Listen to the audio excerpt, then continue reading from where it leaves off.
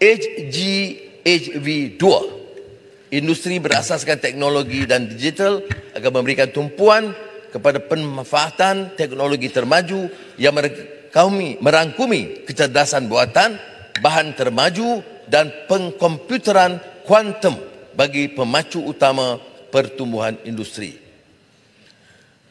Saya pernah menghebahkan agenda digital rakyat, Digital Native Agenda 2023, DNA 23, sebagai ikhtiar untuk memberi pendedahan dan pencerahan kepada bidang teknologi dan digital yang kritikal bagi negara. Hasrat saya adalah agar kefahaman dan penyertaan itu lebih menyeluruh dan penekanan mengenai transformasi digital akan merangkumi semua lapisan masyarakat, miskin kota, desa dan di pedalaman. Walhasil, kebijakan digital lebih inklusif akan diwujudkan untuk membangun infrastruktur kondusif, menyemak semula peraturan dan garis panduan bagi menambah baik persekitaran yang mendukung pembangunan ekonomi digital.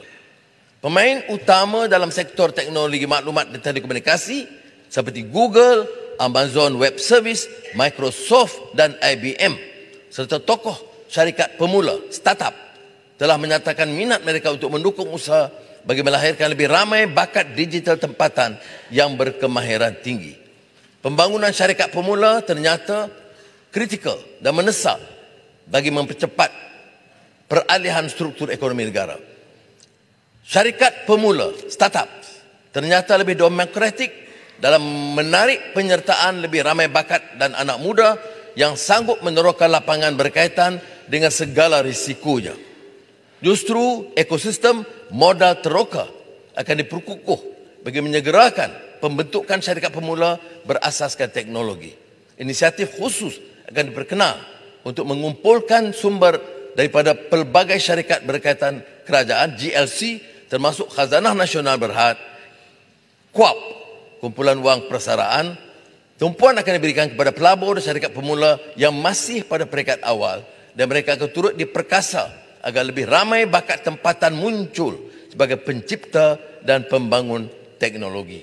Kejayaan dirintis oleh syarikat pemula seperti Easy Parcel, The Lorry, Sweetpay dan iStore iSend mampu diangkat sebagai teladan. Untuk maksud ini, satu konvensyen syarikat pemula akan dianjurkan dalam masa terdekat bagi menghasilkan lebih ramai tekno-usahawan tempatan. Kerajaan menyediakan geran RM266 juta pada tahun ini kepada syarikat pemula tempatan untuk melahirkan lebih banyak syarikat bertaraf unicorn. RM63.9 juta disalurkan sehingga kini. Aktiviti penyelidikan pembangunan pengkomersialan dan daya cipta yang terarah merupakan satu daripada tunjang penting untuk mempercepatkan reformasi struktur ekonomi.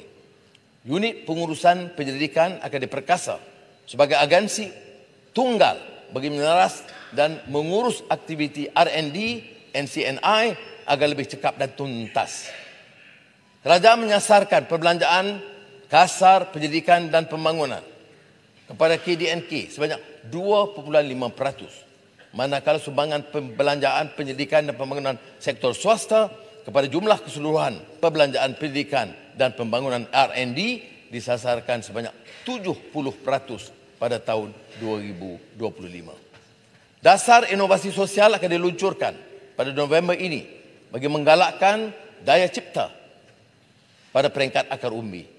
Usaha ini diharap dapat menanam kegairahan terhadap sains, teknologi dan daya cipta serta mampu melahirkan para saintis bertaraf dunia.